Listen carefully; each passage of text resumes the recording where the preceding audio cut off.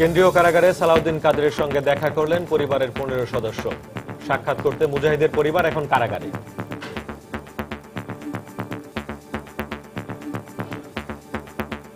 কারাগার এলাকায় স্বাভাবিকের চেয়ে অতিরিক্ত নিরাপত্তা ব্যবস্থা।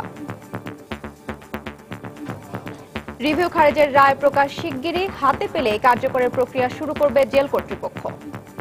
জেল কর্তৃপক্ষ বলছে যে এটা তারা ইন্টিমেশন চায় যে রিভিউ পিটিশনটা খারিজ হয়ে গেছে। এটা অতি শীঘ্রই আমি আশা করছি পূর্ণাঙ্গ রায় পেয়ে যাব। দেখছিলেন প্রধান শিরোনাম। দুপুরের সময় সঙ্গে আছি আমি হাফসাতুন্নেসা। এবার অন্যান্য শীর্ষ সংবাদ। দল হিসেবে জামায়াতকে নিষিদ্ধ করার প্রক্রিয়া শুরু, চূড়ান্ত হবে আগামী মার্চ মাসের মধ্যেই। সংবাদ সম্মেলনে হানিফ। 3 বছরে সারা দেশে 21 পুলিশ হত্যা, ধরাছোঁয়ার বাইরে মূল আসামিরা। বিচারহীনতার সংস্কৃতি অপরাধ প্রবণতা বাড়ায়, মত বিশ্লেষকদের। দিনাজপুরে ইতালিয়ান নাগরিকের উপর হামলার ঘটনায় মামলা দায়ের, সিআইডির ঘটনাস্থল পরিদর্শন, আলামত সংগ্রহ। স্মৃতি বিজড়িত বসত ভিটা ছেড়ে ভারত গেলেন লালমনিরহাটের সদ্য বিলুপ্ত ছিটমহলের 67 বাসিন্দা। 30 নভেম্বর যাবেন আরো 145। এবং বাংলাদেশ থেকে দক্ষ শ্রমিক নেওয়ার আশ্বাস সৌদি সরকারের, শিগগিরই ওমরাহ ভিসা চালুর সবুজ সংকেত। বাংলাদেশ ও সৌদি আরব যৌথ কমিশনের সংবাদ সম্মেলন।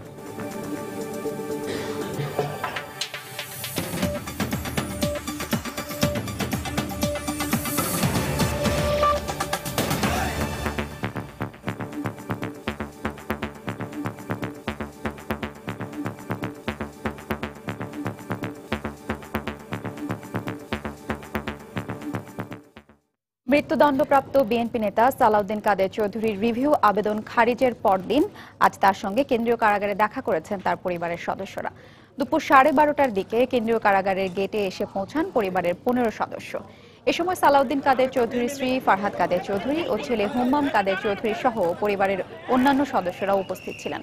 প্রায় 1 ঘণ্টা কারাগারের ভেতরে অবস্থান করার পর তারা বেরিয়ে আসেন। তবে কারাগার থেকে বেরিয়ে সংবাদকর্মীদের সঙ্গে কোনো কথা বলেননি তারা। এদিকে সাকার পরিবার দেখা করে যাওয়ার পরপরই মৃত্যুদণ্ডপ্রাপ্ত জামায়াত নেতা মুজাহিদের পরিবারের 7 সদস্য কারাগারে প্রবেশ করেন।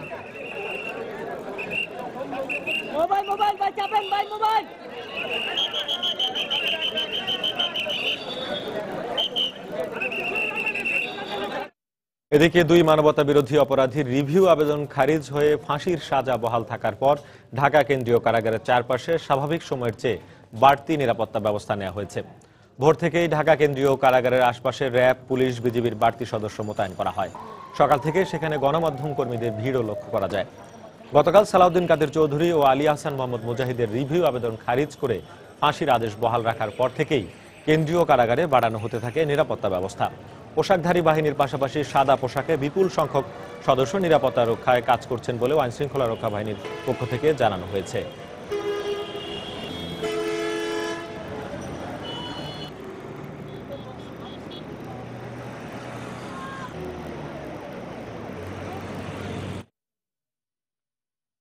সাক্ষাৎ করতে মুজাহিদের পরিবার এখন কারাগারে। এই মুহূর্তে রাজধানী কেন্দ্রীয় কারাগারের সামনে আছেন রিপোর্টার খান মোহাম্মদ রুমেল। সেখানকার খবর জানতে আমরা সরাসরি চলে যাচ্ছি তার কাছে। রুমেল, 10 মিনিট আগে আলী আহসান মোহাম্মদ মুজাহিদের পরিবারের সদস্যরা কেন্দ্রীয় কারাগারের ভিতরে প্রবেশ করেছেন। তো আমরা দেখেছি যে কেন্দ্রীয় কারাগারের ভিতরে আলী আহসান মোহাম্মদ মুজাহিদের ছেলে আলী আহমেদ মাবরুর, আলী আহসান মুজাহিদের স্ত্রী এবং তার মেয়ে এবং মেয়ের নাতনি সহ আরো কয়েকজন সদস্য তারা কেন্দ্রীয় কারাগারের ভিতরে প্রবেশ করেছেন। এবং আমি যেটি জানিয়েছি যে মাত্র 10-15 মিনিট সময় হয়েছে তার ভিতরে গিয়েছেন। আমরা যেটি ধারণা করছি যে অন্যান্য মানবতা বিরোধী অপরাধীর সঙ্গে যখন কেন্দ্রীয় কারাগারে এসে তাদের পরিবারের সদস্যরা দেখা করেন তখন সাধারণত তাদেরকে 1 ঘন্টা মতো সময় দেওয়া হয়। তো সেই হিসেবে আলী আহসান মোহাম্মদ মুজাহিদের পরিবারের সদস্যরা এমনই সময় পাবেন আমরা তেমনটাই ধারণা করছি।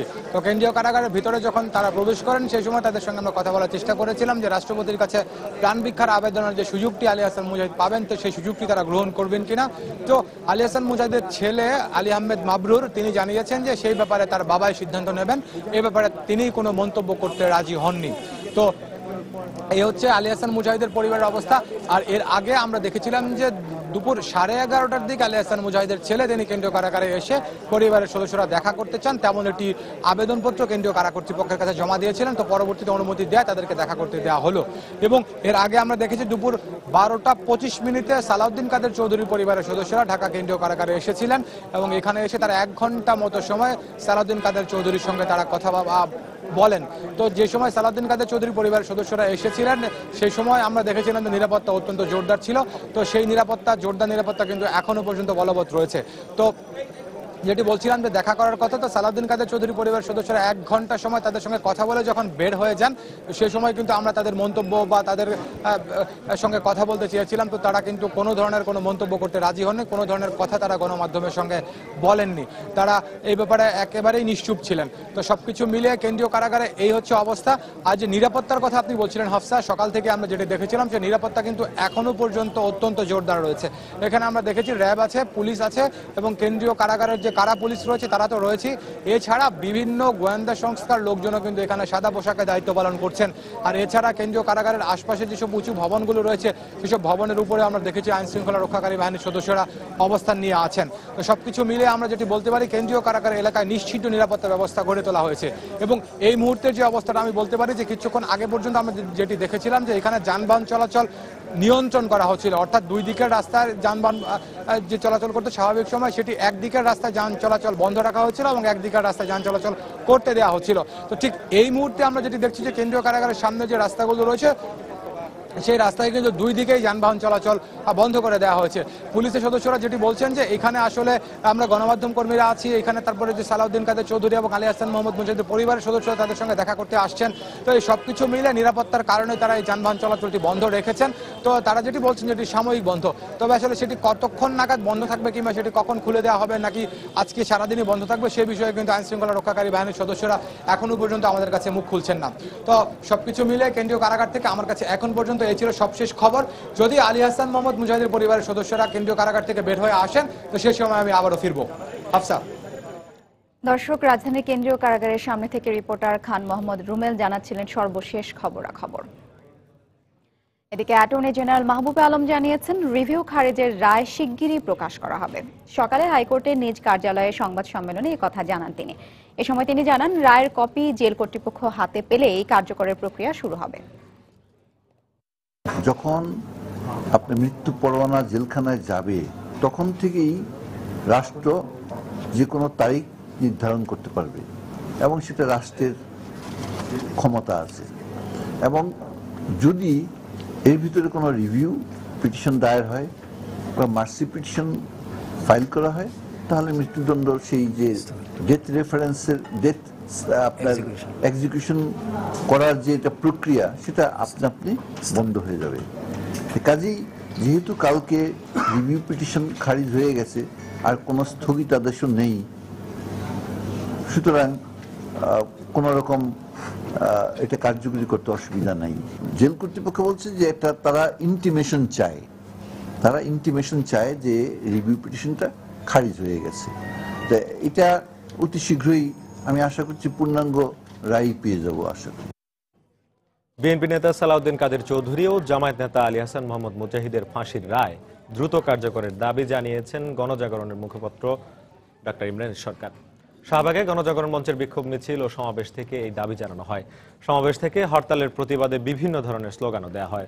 জামায়াতকে অবৈধ সংগঠন আখ্যা দিয়ে গণজাগরণ মঞ্চের মুখপাত্র ইমরান সরকার বলেন রায় কার্যকরের সময় ঘনিয়ে আসায় জামায়াত হরতাল দিয়ে দেশে নতুন করে নাশকতা সৃষ্টির চেষ্টা করছে।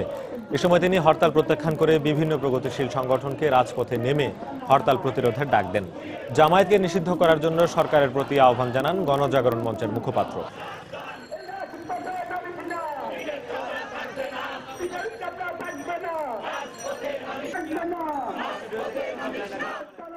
সরকারকে আহ্বান জানাবো এই জঙ্গি সংগঠনকে আর আপনারা পালবেন না। এই জঙ্গি সংগঠনকে আপনারা অবিলম্বে নিষিদ্ধ করে তাদের হরতাল সহ সকল কর্মসূচি পালন করার অধিকার রহিত করুন।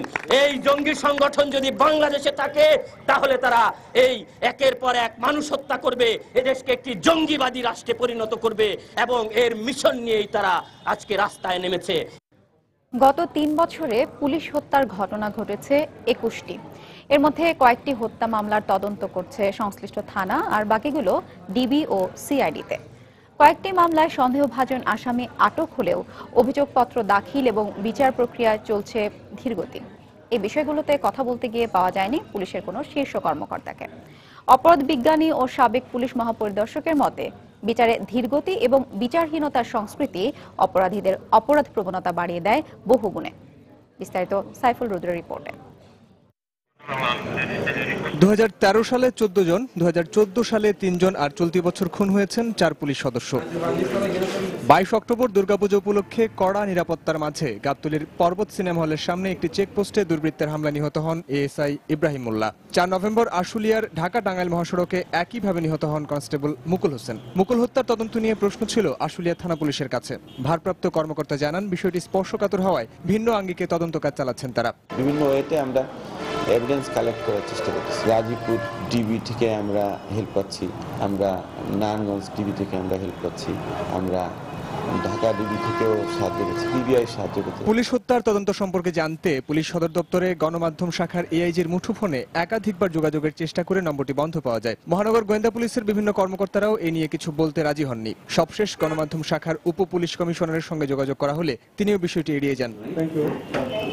তবে অপরাধ বিজ্ঞানী ও পুলিশের সাবেক মহাপরিদর্শকের মতে, তদন্তে ধীরগতি পরিহার করে দোষীদের দৃষ্টান্তমূলক শাস্তি নিশ্চিত করা উচিত। পুলিশকে তো কেসগুলোর কাগজপত্র, তথ্য উপাত্ত, এভিডেন্স ফল্টলেস করতে হবে, নাহলে তো ফাঁকফোকর থেকে গেলে তো কেসটা ঠিক পরিচালনা করতে পারবেন না। চার্জশিট দেওয়া হয়েছে অনেক, সেগুলো আবার কোর্টের মধ্যে ঝুলে আছে, এরকম কাহিনীও তো আছে।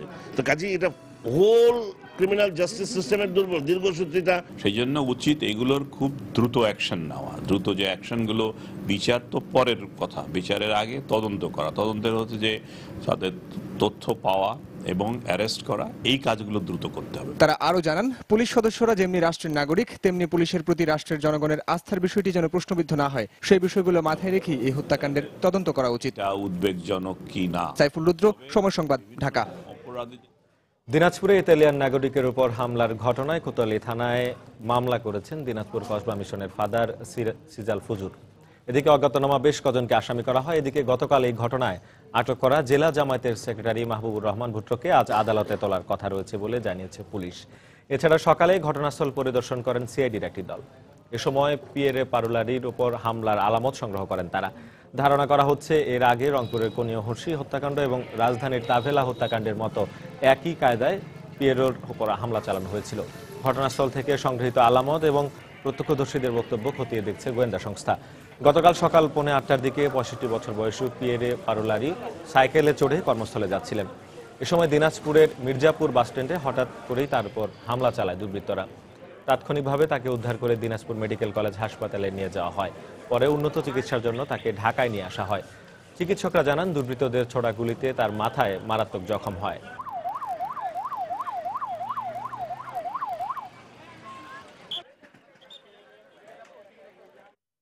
দুপুর সময় আরো থাকছে, অভ্যন্তরীণ চাহিদা মিটিয়ে এবার রপ্তানি হতে যাচ্ছে দেশীয় চিনি। চলতি মাসেই ভিয়েতনামে পাঠানো হচ্ছে 10,000 মেট্রিক টন। এবং নারায়ণগঞ্জে গ্যাসের চুলা বিস্ফোরণে দগ্ধ একই পরিবারের 4 জন, স্বামী স্ত্রী দুজনকে বার্ন ইউনিটে ভর্তি।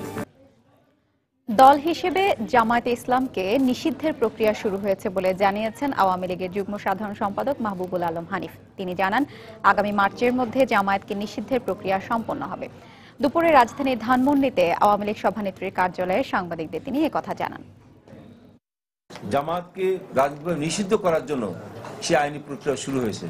আপনারা ইতিমধ্যে জেনে থাকবেন, মাননীয় আইনমন্ত্রী ইতিমধ্যেই বলেছেন যে আগামী মার্চ মাসের মধ্যেই জামায়াতকে এই যুদ্ধাপরাধী দল হিসাবে তার রাজনীতি নিষিদ্ধ করার জন্য আইনি প্রক্রিয়ায় সম্পন্ন হবে বলে আমরা আশা করি।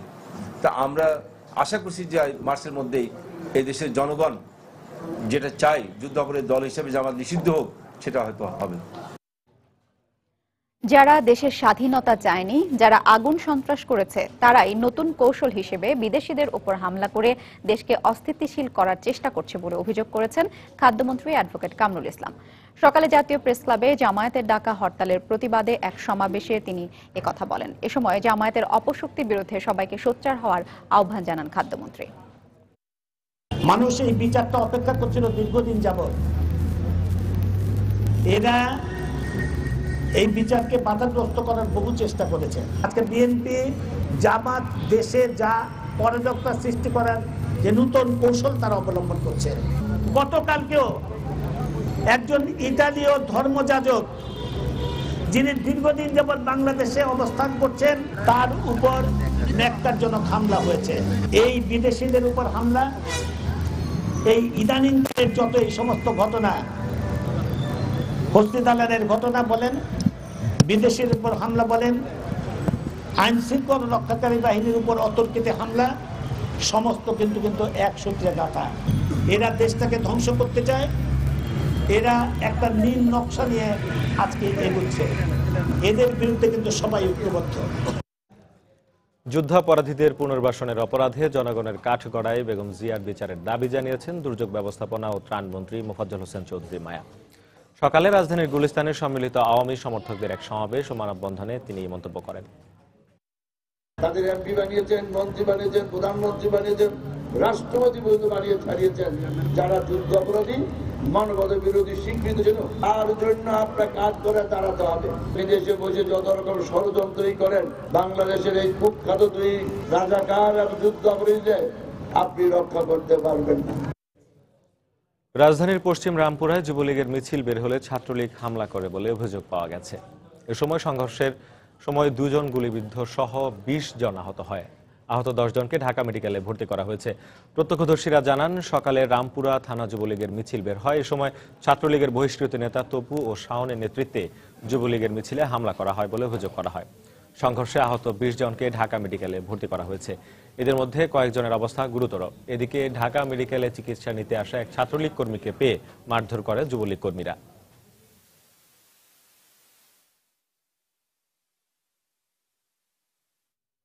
জামায়াতের ডাকা সকাল সন্ধ্যা হরতালে সকাল থেকেই রাজধানীর জীবনযাত্রা স্বাভাবিক রয়েছে। বেলা বাড়ার সঙ্গে সঙ্গে অন্যান্য দিনের মতোই কর্মচঞ্চল হয়ে ওঠে রাজধানী ঢাকা। নিজ নিজ কর্মস্থলে যোগ দিতে ঘর থেকে বেরিয়েছেন সাধারণ মানুষ। এ সময় রাস্তাঘাটেও যান চলাচল ছিল স্বাভাবিক, আবার কোথাও কোথাও অন্যান্য দিনের মতোই যানজটের সৃষ্টি হয়।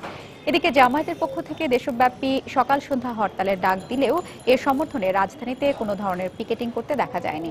এছাড়া যে কোনো ধরনের নাশকতা ঠেকাতে রাজধানীর প্রতিটি মোড়ে মোড়ে আইনশৃঙ্খলা রক্ষা বাহিনী তৎপর রয়েছে।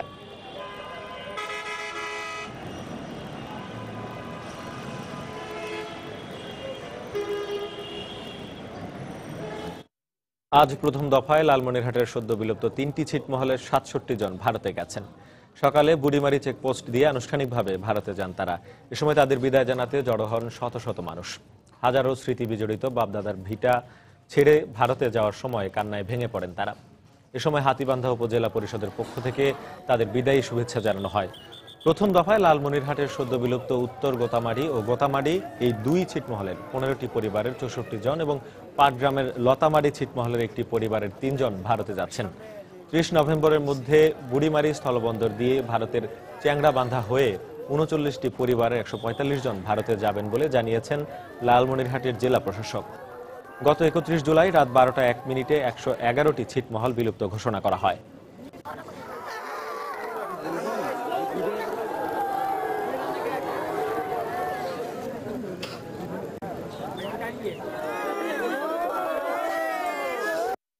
সিটের যে বিনিময়, এটা তো কাজ সম্পূর্ণ হয়ে গেছে।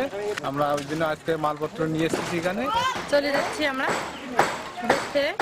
বাংলাদেশ থেকে বাবা মা ভাই বোন সবাইকে ছেড়ে চলে যাচ্ছি। ছোটবেলা থেকে এই দেশে জন্মগ্রহণ করে এই দেশে বড় হয়েছি, ছেড়ে যাচ্ছি অনেককেই। আত্মীয় স্বজন ছাড়াও আছে, বন্ধু বান্ধবী, টিচাররা আছে।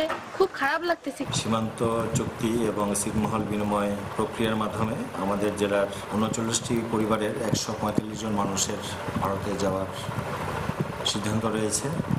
তারা আগামী 30 নভেম্বর পর মধ্যে তারা এই সময় ভারতে অবগমন করবেন। বাংলাদেশ থেকে দক্ষ শ্রমিক নেয়ার আশ্বাস দিয়েছে সৌদি সরকার। পাশাপাশি শিগগিরই ওমরাহ ভিসা চালুর ব্যাপারেও সবুজ সংকেত দিয়েছে দেশটি। সকালে রাজধানীর আগারগাঁওয়ে এনইসি সম্মেলন কক্ষে 2 দিন ব্যাপী বাংলাদেশ ও সৌদি আরবের 11তম যৌথ কমিশন শেষে সংবাদ সম্মেলনে এমন আশ্বাস দেন সৌদি শ্রমমন্ত্রী ডক্টর আহমদ বিন ফাহাদ। এ সময় বাংলাদেশে বিশেষ অর্থনৈতিক অঞ্চলে বিনিয়োগে সৌদি আরবের প্রতি আহ্বান জানান অর্থনৈতিক সম্পর্ক বিভাগের সিনিয়র সচিব মোহাম্মদ মেজবাউদ্দিন, যার পরিপ্রেক্ষিতে সৌদি সরকার প্রতিনিধি দল জানায় আলোচনার ভিত্তিতে দুদেশের অর্থনৈতিক উন্নয়নের পাশাপাশি সব ধরনের উন্নয়ন প্রকল্পে বিনিয়োগে আগ্রহ রয়েছে তাদের।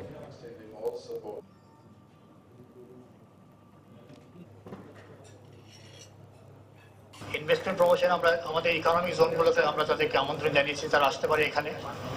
আর বিশেষ করে আমাদের ম্যান পাওয়ারের ব্যাপারে কিছু আলোচনা হয়েছে। আমরা আমাদের জনশক্তি রপ্তানির ব্যাপারে তাদের সহযোগিতা চেয়েছি এবং তারা বলেছে বিশেষ করে স্কিল ম্যান পাওয়ারের ব্যাপারে ডাক্তার এবং নার্সেস এই দুটো ক্যাটাগরিতে তারা আরো বিবেচনা করবে। সৌদি আরবের উন্নয়নে বাংলাদেশের শ্রমশক্তির অবদান অপরিসীম, কিন্তু বিগত বছরগুলোতে এখান থেকে শ্রমিক পাঠানোর ক্ষেত্রে জটিলতা তৈরি হয়েছিল। তবে আশার কথা হলো আলোচনা চলছে, আমরা শ্রমিক নেয়ার পাশাপাশি ওমরা ভিসা চালুর ব্যাপারেও ইতিবাচক। এবার বিশ্ব ইজতেমার প্রথম পর্ব 8 থেকে 10 জানুয়ারি এবং দ্বিতীয় পর্ব 15 থেকে 17 জানুয়ারি অনুষ্ঠিত হবে বলে জানিয়েছেন স্বরাষ্ট্রমন্ত্রী আসাদুজ্জামান খান কামাল। দুপুরে সচিবালয়ে নিজ মন্ত্রণালয়ের সভাকক্ষে অনুষ্ঠিত সংবাদ সম্মেলনে তিনি কথা জানান। ইজতেমার সার্বিক নিরাপত্তা রক্ষার জন্য গতবারের মতন ওয়াচ টাওয়ার থাকবে, কন্ট্রোল রুম থাকবে, পর্যাপ্ত সংখ্যক সিসি ক্যামেরা এবং হেলিপ্যাড থাকবে। গতবারও ছিল, এবারও থাকবে এবং প্রয়োজনের নিরিখে যদি আরো বেশি প্রয়োজন হয় সেটাই আমরা করব। সকল ধরনের আইন শৃঙ্খলা রক্ষাকারী, যেমন আমাদের পুলিশ রয়েছে, র্যাব রয়েছে, আমাদের আনসার রয়েছে, যেখানে যেটা প্রয়োজন সেখানেই আমরা সেই জায়গায় সেই রকম ভাবে মোতায়েন রাখব। অপ্রচলিত পণ্যের রপ্তানি হার বাড়াতে সরকারের পক্ষ থেকে খুব শিগগিরই নগদ আর্থিক প্রণোদনা দেয়া হবে বলে জানিয়েছেন বাণিজ্য মন্ত্রী তোফায়েল আহমদ। সকালে সচিবালয়ে ডব্লিউটিও সম্মেলনের প্রস্তুতি সভা শেষে সাংবাদিকদের তিনি কথা বলেন। এছাড়াও সপ্তম পঞ্চবার্ষিক পরিকল্পনা অনুযায়ী রপ্তানি বাজার ও পণ্য বহুমুখীকরণের পরিকল্পনাও সরকারের রয়েছে বলে জানান বাণিজ্য মন্ত্রী। আমরা একটু সামান্য জিএসপি পেতাম, টোটাল এক্সপোর্টের 0.something, সেটা তো that has also been postponed, but it did not hamper our export. আমরা এখন আমাদের যে 7th 5-year প্ল্যানে, আমরা 6th 5-year প্ল্যানে ছিল for diversification of markets, diversification of products, আমরা সেই লাইনে যাচ্ছি। আমাদের অপ্রচলিত পণ্য, নন ট্রেডিশনাল আইটেমসের উপরে আমরা এখন ক্যাশ ইনসেন্টিভ দেওয়ার জন্য আমরা সিদ্ধান্ত গ্রহণ করেছি। জানুয়ারিতেই বাংলাদেশ, ভারত, ভুটান, নেপাল এই 4 দেশের মধ্যে যাত্রী, পণ্য ও ব্যক্তিগত যানবাহন চলাচল শুরু হবে বলে জানিয়েছেন সড়ক পরিবহন ও সেতু মন্ত্রী ওবায়দুল কাদের। সকালে সচিবালয়ের সংবাদ সম্মেলনে তিনি এই তথ্য জানান। এর আগে আগামী 1 ডিসেম্বর থেকে একটি ফ্রেন্ডশিপ মোটর র্যালি ভারতে যাত্রা শুরু করবে বলেও জানান তিনি। ডিসেম্বরের সকল প্রস্তুতি সম্পন্ন করে আগামী জানুয়ারি 2016 4 দেশের মধ্যে যাত্রীবাহী, পণ্যবাহী এবং ব্যক্তিগত যান চলাচল শুরু করা সম্ভব হবে বলে আমরা আশাবাদী। নারায়ণগঞ্জের 7 খুন মামলার প্রধান আসামি নূর হোসেনের সম্পদ বিবরণী চেয়ে দুদকের দেয়া নোটিশ জেল সুপারের মাধ্যমে পাঠানো হয়েছে বলে জানিয়েছেন দুদকের মহাপরিচালক ডক্টর মোহাম্মদ শামসুল আরেফিন। আজ সকালে দুর্নীতি দমন কমিশনের কার্যালয়ে মাসিক প্রেস ব্রিফিং এ কথা জানান তিনি। এছাড়া বেসিক ব্যাংকের দুর্নীতি বিষয়ে তদন্ত চলমান রয়েছে বলে জানান দুদক পরিচালক নূর আহমেদ।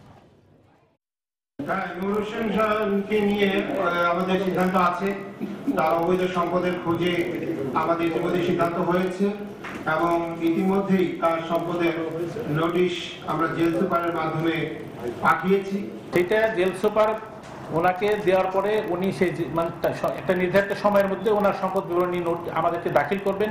দাখিল করার পরে এইটা আমরা যখন যাচাই করবো তখন ইনভেরিয়েবলি তাকে আমরা জিজ্ঞাসাবাদ করবো। তদন্তকারী কর্মকর্তাগণ যে সমস্ত রেকর্ডপত্র বা সাক্ষীর যে সমস্ত প্রয়োজন হবে সেগুলো রিকুইজিশন দিয়ে ওনারা সিজ করে নেবেন। নেওয়ার পরে সেগুলো পর্যালোচনা চলছে। বাংলাদেশ ব্যাংকের যে সমস্ত কাগজপত্র আমাদের কাছে আছে রিপোর্ট সহ সেগুলো পর্যালোচনা চলছে। পর্যালোচনা চলার পরে শুধুমাত্র বেসিক ব্যাংকের চেয়ারম্যান নয়, এর সাথে অন্য যারাই সম্পৃক্ত থাকবে, যাদেরই তথ্য প্রমাণ পাওয়া যাবে, সেই সমস্ত লোকজনকে সম্পৃক্ত করে আমাদের পরবর্তী তদন্ত প্রতিবেদন দাখিল করা হবে। বিশ্বের অন্যান্য দেশের মতো 2018 সালের মধ্যে কর দেওয়ার জন্য একটি নির্দিষ্ট দিন নির্ধারণের ব্যাপারে সরকারের পরিকল্পনা রয়েছে বলে জানিয়েছেন অর্থমন্ত্রী আবুল মাল আব্দুল মুহিত। সকালে রাজধানীর বেইলি রোডের অফিসার্স ক্লাবে শীতকালীন আয়কর মেলা 2015 এর উদ্বোধনী অনুষ্ঠানে এই কথা জানান তিনি। এ সময় সরকারের সেবার মান বাড়াতে নিয়মিত কর দেওয়ার আহ্বান জানিয়ে আয়কর রিটার্ন জমা দেওয়ার প্রক্রিয়া আরও সহজ করার প্রয়োজন রয়েছে বলেও জানান অর্থমন্ত্রী। পরে আয়কর মেলা 2015-এর উদ্বোধন শেষে মেলার বিভিন্ন স্টল ঘুরে দেখেন তিনি। জাতীয় রাজস্ব বোর্ড NBR এর উদ্যোগে রাজধানী সহ দেশের বিভাগীয় শহরগুলোতে আজ থেকে শুরু হয়েছে শীতকালীন এই আয়কর মেলা। 3 দিনের এই মেলা প্রতিদিন সকাল 10টা থেকে বিকেল 5টা পর্যন্ত খোলা থাকবে। নিয়মিত মেলার মতো শীতকালীন এই আয়কর মেলায় করদাতারা ETIN নিবন্ধন, পুনঃনিবন্ধন, রিটার্ন ফর্ম জমা দিতে পারবেন।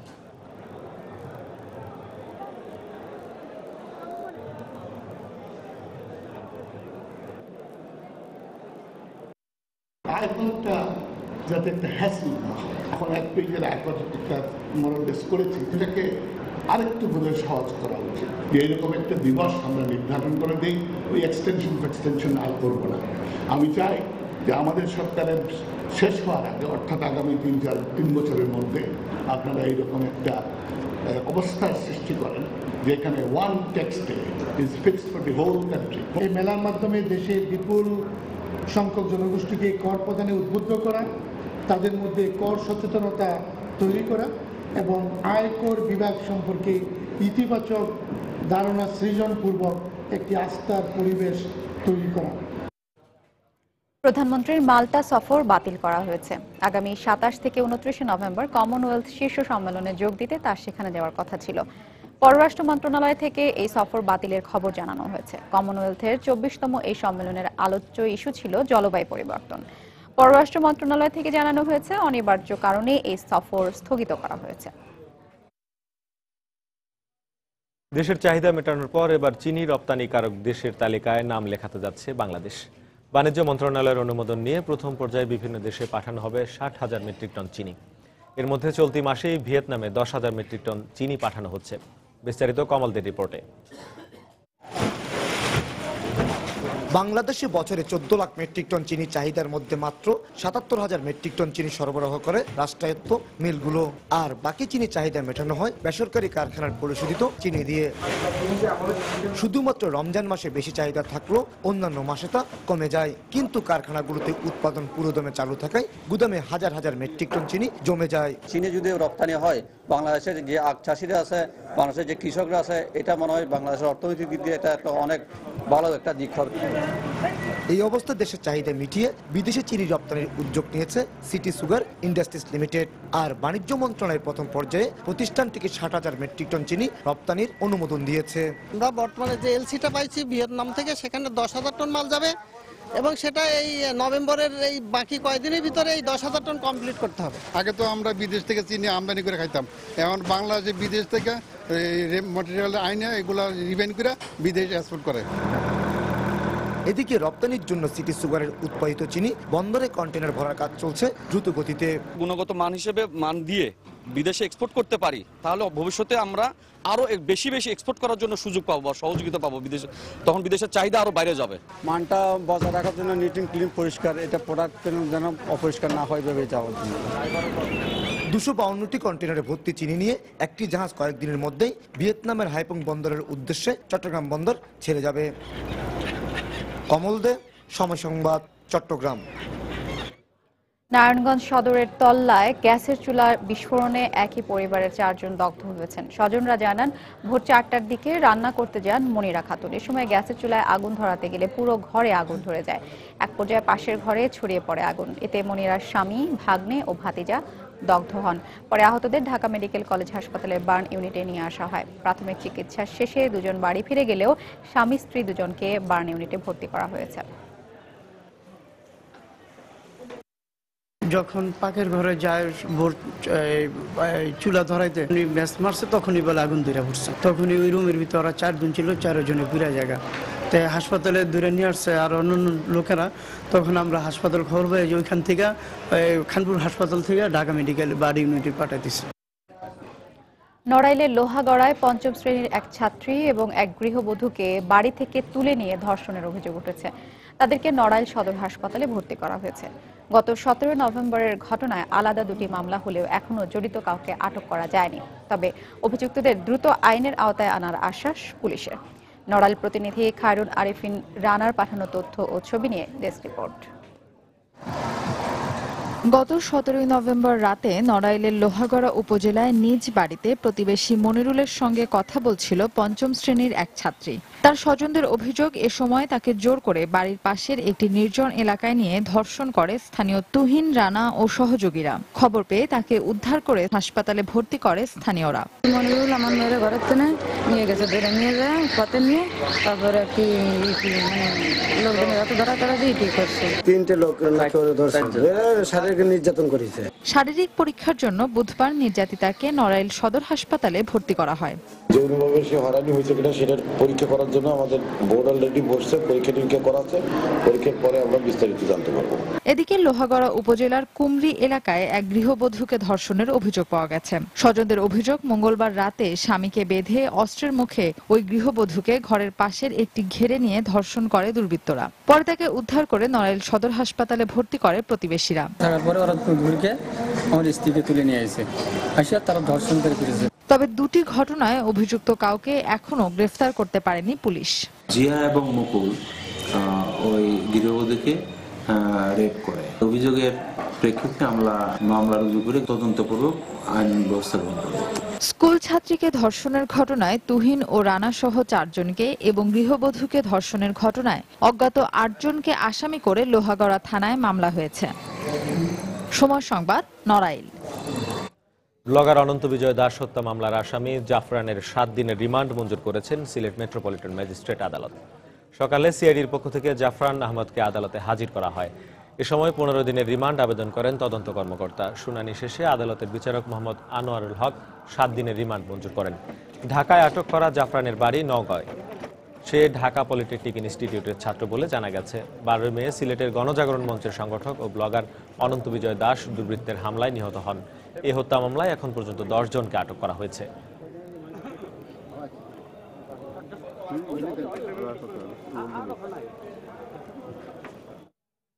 2016 সালের এসএসসি পরীক্ষায় অংশ নিতে রাজশাহীর মাধ্যমিক বিদ্যালয়গুলোতে চলছে ফর্ম পূরণের কাজ। শিক্ষার্থীদের অভিযোগ, বোর্ড নির্ধারিত ফির চেয়ে অতিরিক্ত টাকা আদায় করছে শিক্ষা প্রতিষ্ঠানগুলো। তবে শিক্ষকদের দাবি, শিক্ষার্থীদের উন্নয়নেই নেওয়া হচ্ছে এই অতিরিক্ত টাকা। আর বোর্ড কর্মকর্তারা জানালেন, এ বিষয়ে অভিযোগ পেলে দ্রুত ব্যবস্থা নেওয়া হবে। হাবিবুর রহমান পাপ্পুর তোলা ছবিতে রকিবুল হাসানের রিপোর্ট। 2 মাস পরেই এসএসসি পরীক্ষা, তাই স্কুলগুলোতে চলছে ফর্ম পূরণের কাজ। শিক্ষা বোর্ডের নির্ধারিত ফি বিজ্ঞান, কলা ও বাণিজ্য বিভাগে সর্বোচ্চ 1400 টাকা। কিন্তু রাজশাহীর বেশ কিছু বেসরকারি স্কুলের শিক্ষার্থীরা অতিরিক্ত ফি আদায়ের অভিযোগ করেছে। বোর্ডের নির্ধারিত যে 1400 টাকা ফি, কিন্তু আমাদের কাছ থেকে নিয়েছে 2300 টাকা। ফর্ম ফিল আপের টাকা অনেক পরিমাণে বেশি হয়ে যাচ্ছে আমাদের কাছে, তার জন্য আমার বাবা মা অসম্ভব হচ্ছে টাকাটা দিতে। স্যাররা তো আমাদের অতিরিক্ত চাপ দিয়ে এতগুলো টাকা দিচ্ছে। প্রতি শিক্ষার্থীর ফর্ম পূরণের জন্য বিভাগের পাঠ্যকে বোর্ড নির্ধারিত ফি 1100 থেকে 1400 টাকা পর্যন্ত, কিন্তু বেশ কয়েকটি স্কুল অনেক বেশি টাকা নিচ্ছে। তবে স্কুলের শিক্ষকরা বলছেন, কোচিং সেবা দেওয়ার জন্য শিক্ষকদের জন্য কিছু টাকা ধরে ফি বাড়ানো হয়েছে। 3 মাস যে আমরা কোচিং করাই, কোচিং ফিটাই বেশি, তাছাড়া কোনো টাকা পয়সা বেশি ধরা হয় না। যারা ফর্ম ফিল আপ করছে তাদের আমরা পরীক্ষার আগ পর্যন্ত ক্লাস নিব, সেখানে শিক্ষকরা অনেক পরিশ্রম করবে, তাদের জন্য সামান্য কিছু ধরে আমাদের এই ফর্ম ফিল আপের টাকাটা ধরা হয়েছে। এদিকে শিক্ষা বোর্ডের কর্মকর্তারা বলছেন, অতিরিক্ত ফি আদায়ের রসিদ দিয়ে অভিযোগ করলে দ্রুত ব্যবস্থা নেওয়া হবে। অভিযোগ যদি কাউকে থাকে, সে লিখিত আকারে আমাকে জানাবে, তখন আমি এ ব্যাপারে তদন্ত কমিটি পাঠিয়ে সত্যতা যাচাই করতে পারবো। রাজশাহী শিক্ষা বোর্ডের অধীনে প্রায় 7000 উচ্চ মাধ্যমিক স্কুলে এই ফর্ম পূরণ চলছে। বিলম্ব ফি ছাড়া এটা শেষ হবে 19 নভেম্বর। রাকিবুল হাসান, সময় সংবাদ, রাজশাহী। দেশে বিদেশে ব্যাপক চাহিদা থাকার পরেও পিছিয়ে রয়েছে রংপুরের শতরঞ্জি শিল্প। ব্যবসায়ীরা বলছেন, শ্রমঘন এবং স্বল্প পুঁজির ব্যবসা হওয়ায় এটি হতে পারে অন্যতম একটি রপ্তানিমুখী শিল্প। এক্ষেত্রে আর্থিক সহায়তা এবং সরকারি পৃষ্ঠপোষকতা আশা করছেন এই শিল্পের সঙ্গে জড়িতরা। রংপুর ঘুরে এসে বিস্তারিত জানাচ্ছেন ইমতিয়াজ আহমেদ, ক্যামেরায় ছিলেন সাইদুল ইসলাম। বয়সের ভারী নুজ্জ হলেও এখনো নিপুণ হাতে সুতার চরকি ঘুরিয়ে চলছেন এই বৃদ্ধা। সকাল থেকে সন্ধ্যা পর্যন্ত ক্লান্তিহীনভাবে চলে তার এই কাজ। তাঁতের শাড়ি নয়, নলি পেঁচানোয় সুতা থেকে তৈরি হবে বিভিন্ন রং বেরঙের শতরঞ্জি। ফ্লোর ম্যাট, টেবিল ম্যাট, পাপোশ সহ বিভিন্নভাবেই ব্যবহার হয় এই শতরঞ্জি। রংপুর শহরের শতরঞ্জি পাড়া নামে পরিচিত এলাকার প্রায় প্রতিটি ঘরে এই ধরনের কাজ হয়ে থাকে। এর মধ্য দিয়ে এলাকার কর্মসংস্থান যেমন সৃষ্টি হয়েছে, তেমনি বেগবান হয়েছে এলাকার অর্থনীতিও। নিজস্ব উৎপাদনের বাইরে এখানকার 3টি কারখানায় কাজ করেন কয়েকশো শ্রমিক। তাদের পারিশ্রমিক নির্ধারিত হয় কাজের হিসেবে। তাতে প্রতিদিন 1 থেকে 150 টাকা পর্যন্ত আয় করতে পারেন এসব নারী শ্রমিকরা। দিন 3 পিস তুলতে পারি বা 2টা পিস বা কোন দিনে 1 পিস, মানে হাতের উপর নির্ভর। স্কোয়ার হিসেবে আমাকে টাকা দেয়, এছাড়া আমরা মাসিক বেতন পাইনি। সবাই করে, কেউ এইখানে করে, কেউ বাসায় করে। এগুলো বাসায় বানা যায় তো। শুধুমাত্র দেশে নয়, রংপুরের এই শতরঞ্জির চাহিদা রয়েছে ইউরোপ, আমেরিকা সহ বিশ্বের বিভিন্ন দেশে। তাই স্বল্প সুদে ঋণের পাশাপাশি সরকারি সহায়তা পেলে তৈরি পোশাকের পাশাপাশি শতরঞ্জি হতে পারে অন্যতম একটি রপ্তানিমুখী শিল্প। এমনটাই মনে করছেন এই খাতের সঙ্গে সংশ্লিষ্টরা। আমরা ব্যাংক লোন নিয়েছি 90 লক্ষ, এটা 15% ইন্টারেস্ট দিতে হয়। আর 90 লক্ষ টাকা খুবই স্বল্প, এবং এই অঞ্চলে কোনো শিল্প প্রতিষ্ঠান নাই। এটা বিবেচনা করে এই শিল্পকে সরকারের বিভিন্ন সোর্সে অর্থায়ন করার জন্য যেভাবে আমরা তৈরি করি সেই পরিমাণে বিক্রি করা না পারাটাই আমাদের জন্য সমস্যা। ব্যবসায়ীরা বলছেন শুধুমাত্র ঢাকাতেই বছরে 10 কোটি টাকার বাজার রয়েছে শতরঞ্জির। তাই দেশ ও দেশের বাইরে বাজারজাতকরণের লক্ষ্যে সহায়তার প্রত্যাশা এখানকার ব্যবসায়ীদের। ইমতিয়াজ আহমেদ, সময় সংবাদ, রংপুর। আমনের ভরা মৌসুমে ধানের ন্যায্য মূল্য পাচ্ছেন না বগুড়ার কৃষকরা। হাটবাজারগুলোতে ধানের মূল্য এতটাই কম যে উৎপাদন খরচও উঠছে না বলে অভিযোগ চাষিদের। মিল মালিকরা বলছেন সরকার যে সামান্য পরিমাণ ধান চাল কিনবে তাতে বাজারে কোনো প্রভাব পড়বে না। অবশ্য কৃষি কর্মকর্তারা মনে করেন কেনা শুরু হলেই দাম বাড়বে। মাজেদুর রহমানের তথ্য এবং রবিউল ইসলাম রবির ছবি নিয়ে ডেস্ক রিপোর্ট। বগুড়ার মাঠে মাঠে চলছে ধান কাটামারার উৎসব। তবে এবার এ উৎসবে মলিন কৃষকের মুখ। প্রতি বিঘা জমিতে ধান চাষে কৃষকের খরচ হয়েছে 8 থেকে 10 হাজার টাকা, যেখানে 500 থেকে 600 টাকা মন দরে ধান বিক্রি করে লোকসান গুনছেন তারা। 550-600 টাকা মোটা ধান, যার বাজার মূল্যে আমাদের 800 টাকা খরচই পড়ে যায়। 7,000 টাকার মতো ধান 1 বিঘা জমিতে আবাদ করতে টাকা লাগে, তাতে এই দামে ধান বিক্রি করে আমাদের কোনো লাভ হচ্ছে। সরকার যে চাল কেনার ঘোষণা দিয়েছে তাতে বাজারে মূল্য বৃদ্ধিতে তেমন কোনো প্রভাব ফেলবে না বলে মনে করেন জেলার চালকল মালিক সমিতির এই নেতা। আমরা যে বরাদ্দ পাবো তাতে মিলের বরাদ্দ 10 টন থেকে 12 টন, 5 টন 60 টন এরকম বরাদ্দ পাবে। এই ফি পরিমাণে কেনার চাইতে আমার মনে হয় যে বেশি যদি কিনতো তাহলে বাজারে কিছু প্রভাব পড়তো। কেজি 31 টাকা দরে 15 ডিসেম্বর থেকে 15 মার্চ পর্যন্ত সারা দেশে 2 লাখ মেট্রিক টন চাল কিনবে সরকার। চাল কেনার অভিযান শুরু হলে কৃষকরা লাভবান হবে বলে মনে করেন কৃষি কর্মকর্তা। বলা হয়েছে যে সরাসরি কৃষকরা চাল বিক্রি করতে পারবে, তাহলে আমি মনে করি অবশ্যই এবছর কৃষকরা এই চাউল বেচে বেশ লাভবান হবে। বগুড়া জেলার 23টি এলএসডি এবং একটি সিএসডি গুদামে 1,13,050 মেট্রিক টন চালের ধারণ ক্ষমতা থাকলেও বর্তমানে এসব গুদামে চাল রয়েছে 1,14,179 মেট্রিক টন। সময় সংবাদ, বগুড়া। মা ইলিশ রক্ষা কার্যক্রমের পর এবার 1 নভেম্বর থেকে পরবর্তী 8 মাস জাটকা ইলিশ শিকার নিষিদ্ধ ঘোষণা করেছে সরকার। এ সময় জেলেদের পুনর্বাসনের কথা থাকলেও সরকারি সহায়তা থেকে বঞ্চিত হচ্ছেন পটুয়াখালীর জেলেরা। তাদের অভিযোগ, স্থানীয় জনপ্রতিনিধিদের অনিয়মের কারণে তালিকায় বাদ পড়ছেন প্রকৃত জেলেরা। অবশ্য সংশ্লিষ্ট কর্তৃপক্ষ বলছে সমস্যা সমাধানের চেষ্টা চলছে। মনির হোসেন বাদলের পাঠানো তথ্য ও ছবি নিয়ে রিপোর্ট। মা ইলিশ রক্ষায় গত 25 সেপ্টেম্বর থেকে 9 অক্টোবর পর্যন্ত 15 দিন ইলিশ ধরার উপর নিষেধাজ্ঞা জারি করে সরকার। এ সময় সারা দেশের মতো পটুয়াখালীতেও বন্ধ ছিল ইলিশ শিকার, বেচাকেনা, পরিবহন ও মজুতকরণ।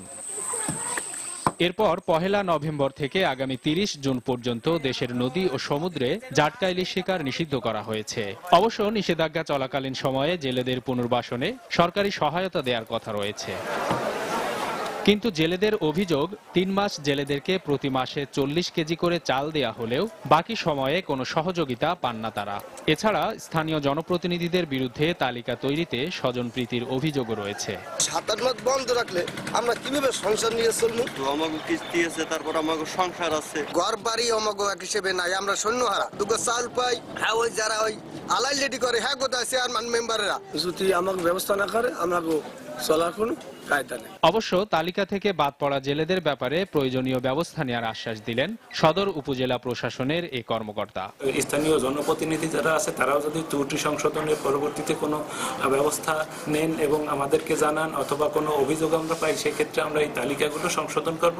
মৎস্য বিভাগের তথ্য মতে পটুয়াখালী জেলায় প্রায় 50,000 জেলে রয়েছেন, আর তাদের পরিবারের সদস্য সংখ্যা প্রায় 2 লাখ। সময় সংবাদ, পটুয়াখালী। লন্ডনের প্রেস্টিজিয়াস মেরিডিয়ান গ্র্যান্ড হলে বর্ণাঢ্য আয়োজনের মধ্য দিয়ে অষ্টমবারের মতো হয়ে গেল ব্রিটিশ বাংলাদেশি হুজুহু ম্যাগাজিনের জাঁকজমকপূর্ণ অ্যাওয়ার্ড ও প্রকাশনা অনুষ্ঠান।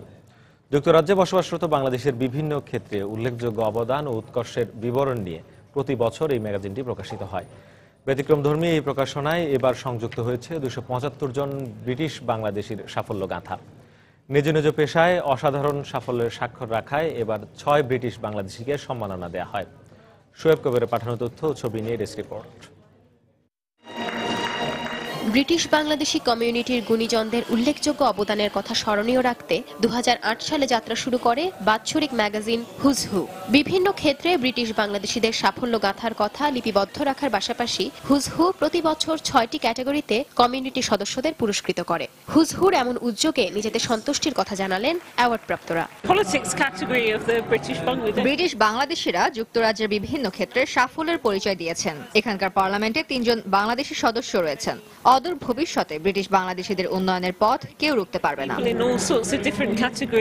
ব্রিটেনের বাংলাদেশি কমিউনিটির প্রবীণ ও নবীন সদস্যরা যে ভূমিকা রাখছে সে বিষয়ে সহজেই জানা যায় ব্রিটিশ বাংলাদেশি হুজহুর মাধ্যমে। তাই এই প্রকাশনাকে বেশ গুরুত্ব সহকারে দেখছেন লন্ডনের মেয়র নির্বাচনের কনজারভেটিভ মেয়র প্রার্থী জ্যাক গোল্ডস্মিথ। ব্রিটিশ বাংলাদেশিরা অনেক প্রতিভাবান। তারা ব্রিটেনের কারিশিল্প, রাজনীতি, অর্থনীতি, সামাজিক উন্নয়ন সহ প্রতিটি ক্ষেত্রে ইতিবাচক ভূমিকা রেখেছে। ভবিষ্যৎ প্রজন্মকে ভালো কাজে উৎসাহ দেওয়ার পাশাপাশি এই প্রকাশনা অনুপ্রেরণা হিসেবে কাজ করবে বলে মন্তব্য করেন ব্রিটিশ বাংলাদেশি হুজহুর সম্পাদক ব্যারিস্টার সাদত করিম। আমরা সফল এসব মানুষদের নিয়ে প্রতি বছর গালা ডিনারের আয়োজন করি। ভবিষ্যতে আরো বড় পরিসরে এই অনুষ্ঠান করার আশা আছে। লন্ডনের প্রেস্টিজিয়াস মেরিডিয়ান গ্র্যান্ড হলে আয়োজিত ব্রিটিশ বাংলাদেশি হুজহু ম্যাগাজিনের জাঁকজমকপূর্ণ অ্যাওয়ার্ড ও প্রকাশনা অনুষ্ঠানে উপস্থিত ছিলেন ব্যবসায়ী, রাজনীতিবিদ, সাংবাদিক সহ কমিউনিটির বিশিষ্ট ব্যক্তিবর্গ। সময় সংবাদ, লন্ডন, যুক্তরাজ্য।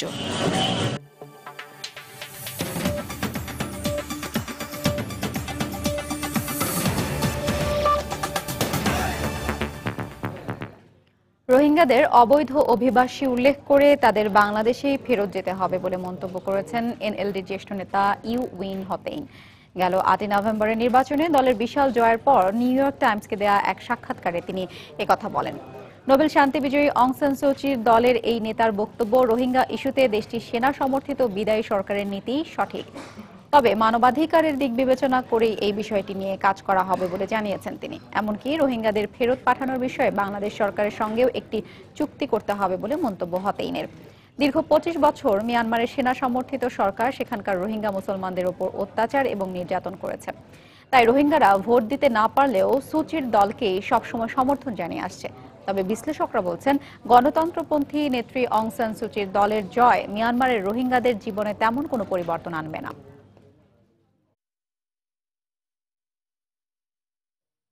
দর্শক, মৃত্যুদণ্ডপ্রাপ্ত জামায়াত নেতা আলী হাসান মোহাম্মদ মুজাহিদের সঙ্গে কেন্দ্রীয় কারাগারে দেখা করেছেন তার পরিবারের সদস্যরা। আমরা সরাসরি চলে যাচ্ছি সেখানে।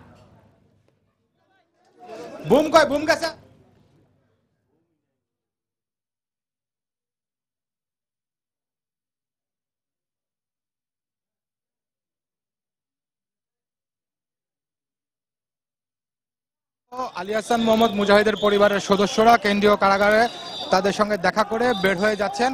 তো আমরা দেখেছি যে এই কেন্দ্রীয় কারাগারের ভিতরে প্রবেশ করেছিলেন তার স্ত্রী এবং ছেলে সহ মোট 7 জন সদস্য। তো তারা 1 ঘন্টা মতোই সে আগের মতোই, অর্থাৎ অন্যান্য মানবতা বিরোধী অপরাধীর সঙ্গে যখন তাদের পরিবারের সদস্যরা দেখা করতে আসেন তারা যে সময়টা পেয়েছিলেন তো সেই স্বাভাবিক একই রকম সময় এই মুজাহিদের পরিবারের সদস্যদেরকেও দেওয়া হয়েছে। তো তারা হচ্ছে আপনার 1:45-র দিকে 2:40-এর দিকে কেন্দ্রীয় কারাগারে প্রবেশ করেছিলেন এবং এখন 1:40-এর দিকে তারা প্রবেশ করেছিলেন এবং এখন 2:40 বাজে। এই 1 ঘন্টা সময় তারা আলী হাসান মুজাহিদের সঙ্গে তারা কথা বলেছেন এবং কথা বলে তারা এই মুহূর্তে এখান থেকে তারা বের হয়ে যাচ্ছেন। এবং এখানে আমরা যেটি দেখছি যে আলী হাসান মোহাম্মদ মুজাহিদের ছেলে আলী আহমেদ মাবরুর তিনি গণমাধ্যমের সঙ্গে কথা বলছেন। আর এছাড়াও যে তার সঙ্গে আলী হাসান মুজাহিদের স্ত্রী আছেন এবং আলী হাসান মুজাহিদের মেয়ের জামাই এবং আলী হাসান মুজাহিদের একজন নাতনি, এই 7 জন আরও পরিবারের অন্যান্য সদস্য সহ 7 জন তারা হচ্ছে কেন্দ্রীয় কারাগারের ভিতরে গিয়েছিলেন। এবং হচ্ছে যে এর আগে আমরা যেটি দেখেছিলাম যে সালাউদ্দিন কাদের চৌধুরীর পরিবারের সদস্যরা যখন তাদের পরিবারের সদস্যদের সঙ্গে কথা মানে সালাউদ্দিন কাদের চৌধুরীর পরিবারের সদস্যরা যখন তার সঙ্গে দেখা করেন, তো এরপরে বের হওয়ার সময় কিন্তু আমরা এই সালাউদ্দিন কাদেরের পরিবারের সদস্যদের সঙ্গে কথা বলতে চেয়েছিলাম, তো সেই সময় তারা গণমাধ্যমের সঙ্গে কোনো কথা বলতে রাজি হননি। কিন্তু এখন এই মুহূর্তে আমরা যেটি দেখছি যে আলী হাসান মুজাহিদের পরিবারের পক্ষ থেকে তার ছেলে আলী আহমেদ মাবরুর তিনি গণমাধ্যমের সঙ্গে কথা বলছেন।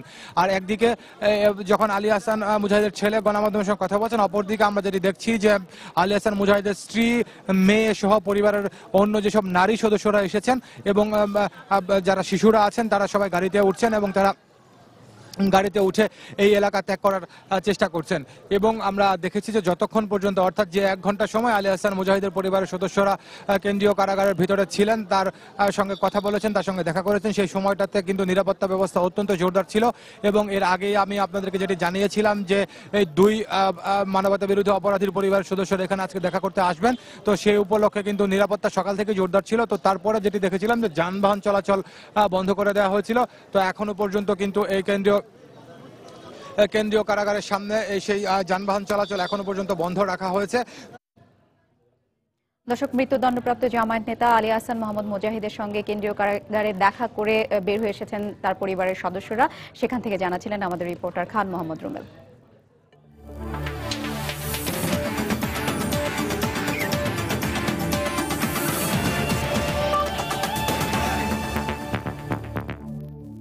বাংলাদেশ জিম্বাবুয়ে নারী ক্রিকেট দলের খবর। দ্বিতীয় টি-20তেও জয় তুলে নিয়ে সিরিজ নিশ্চিত করল বাংলাদেশ নারী ক্রিকেট দল।